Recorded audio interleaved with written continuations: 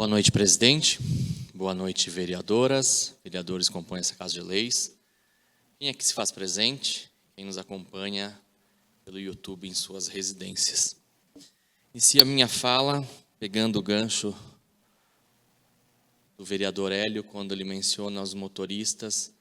Eu aqui quero abrir um parênteses novamente dentro da classe motoristas de ambulância. Semana passada, eu me desloquei de São Bento do Sul, acompanhando uma munícipe, ao qual tenho uma ligação bem intensa, afetiva, para uma clínica até Joinville. E esse motorista chegou lá dirigindo a ambulância, como todos os fazem com os demais carros. Ele retirou a maca do carro e se dirigiu até a paciente. Ele colocou, auxiliou a paciente a subir na maca, ele ajudou a recolocar essa paciente com a maca dentro do carro e quando chegou lá embaixo em Joinville, ajudou a descarregar. Então, novamente, a gente sabe que existe um concurso, uma função, e neste caso existe um exercício, né? Existe um extra, um plus sendo executado, e eu volto aqui a repetir, como eu já falei em alguma palavra livre que me antecedeu, que eles mereciam sim um FG. Também quero aproveitar para falar hoje sobre o dia 9 de setembro, dia do administrador e dia do médico veterinário, classe essa que eu pertenço com muito orgulho. Eu tomo muito cuidado quando a gente vai falar de profissão, porque sempre tem aquele que fala, mas este é muito importante, aquele é muito importante. E eu acho que todas as profissões são importantes dentro da engrenagem que faz girar uma comunidade. O dia 9 de setembro foi escolhido como o dia do médico veterinário, porque neste dia, em 1933, até então, o presidente da República, Getúlio Vargas, assinou o decreto onde ele reconhece a profissão, oficializa ela e também ele regulariza os cursos da medicina veterinária no Brasil.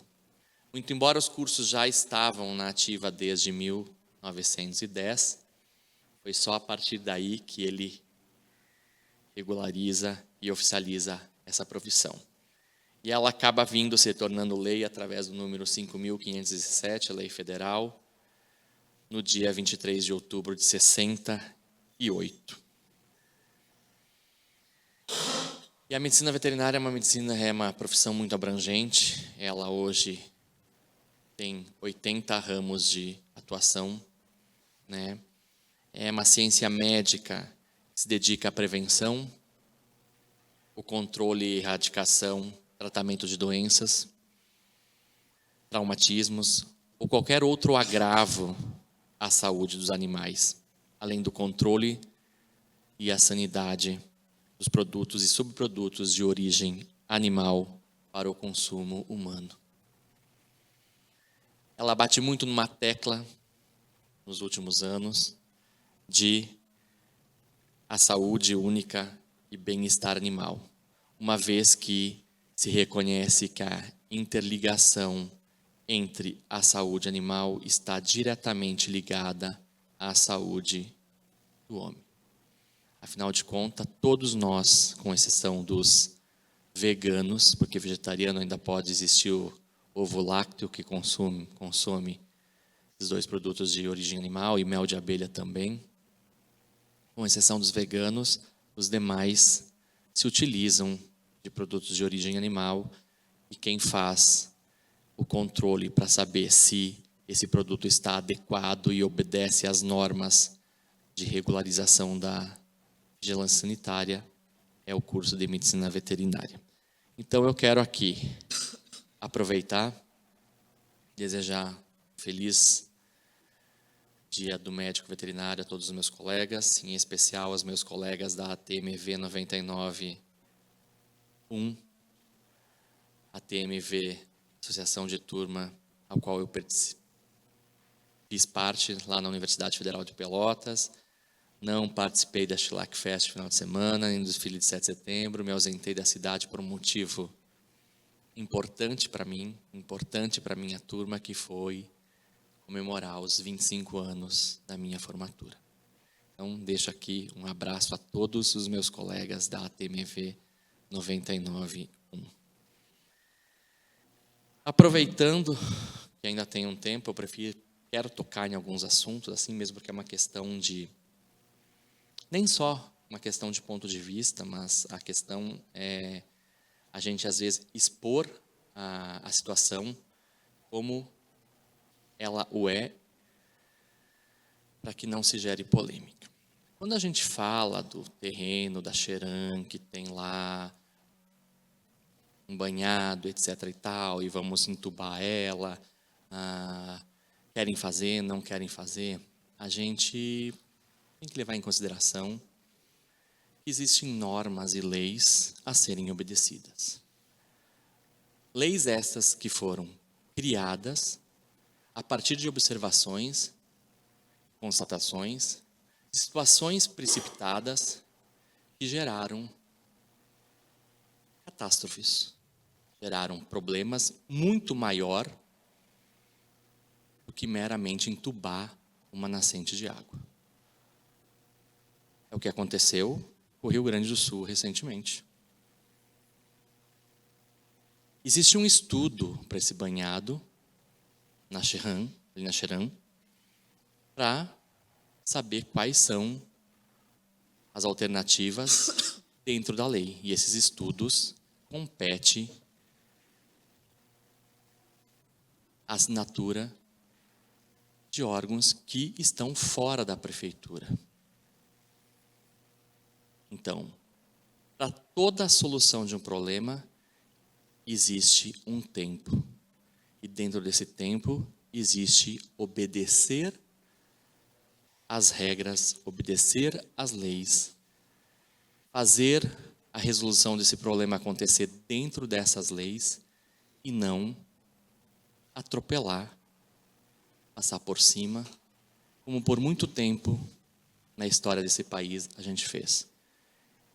E se eu quiser pegar como exemplo o nosso município, eu posso dizer o problema que nós estamos tendo com a questão da pedreira. A pedreira esta que foi assunto, a pedreira esta que está na justiça. Por quê? Porque alguém decidiu não obedecer leis. Alguém decidiu fazer a coisa na base da casa da mãe Joana. Eu acho que é assim. Entre eu achar, entre o achismo e a ciência, o estudo, a observação, existe a coerência. Existe o resolver um problema sem que a resolução desse problema crie 2 ou 3. Eu também queria dizer que quando nós vamos falar que a prioridade é asfalto, se eu falar assim, eu vou entender que a prioridade é asfalto. Prioridade é aquilo que eu vou fazer por primeiro. Mas eu, Darlan, André, Juliane, prefiro dizer que um dia dentro desta casa de leis, eu vi uma entidade vir aqui e apresentar um relatório. Uma entidade que não é da prefeitura, não é da Câmara de Vereadores, uma pesquisa feita no nosso município, questionando, indagando munícipes, querendo saber o que você gostaria que tivesse no seu bairro, impactaria e que seria benéfico para melhorar a sua vida. Eu vi aparecer, em primeiro lugar, pavimentação pública. Confesso que na época eu me espantei. Porque para mim, sempre falei que nos 3 alicerces de uma administração pública, a educação tem que estar lá. Talvez por isso que ela seja protegida em lei, 25% do nosso orçamento tem que ser para ela. A saúde tem que estar lá, 15% tem que ser para ela. Nós temos uma média de 28,30% de investimento do nosso orçamento na saúde. Então, existem maneiras da gente ver a coisa, interpretar e expor ela. Existe a maneira que pode me favorecer, como pessoa política, porque alguns querem ouvir aquilo, mesmo que aquilo não seja a verdade ou o possível. E existe a maneira verdadeira. Eu ouvi candidatos a vereadores falando, por exemplo, da radioterapia. Inclusive citando que nenhum vereador correu atrás da radioterapia. Mas eu não vi essa pessoa dizendo que radioterapia é um programa do governo federal. Eu não vi essa pessoa dizendo que radioterapia ela é regional. Reconheço sim, a minha família, a minha única irmã está passando por um problema do câncer. E não é agradável ela se deslocar da cidade onde ela habita, 75 quilômetros, para fazer químio e rádio. Químio nós ainda temos aqui, rádio não. Mas eu não vi essa pessoa falar que o governo federal só vai abrir um segundo posto quando o primeiro regional atingir 1.000 casos de atendimento. Eu não vi essa pessoa falar que nós temos na região 2 postos de radioterapia, um em Joinville e um em Jaraguá. Eu não vi essa pessoa falar que o ano passado Joinville atendeu, pasme, 999 casos.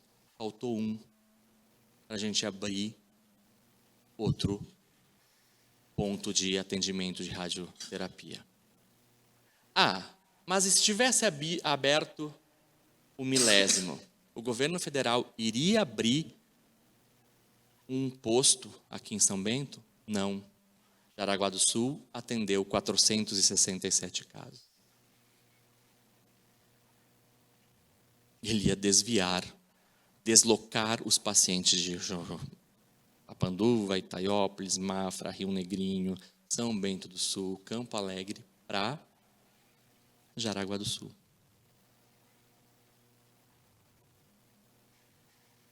A diferença do que eu acho, porque a lei impõe,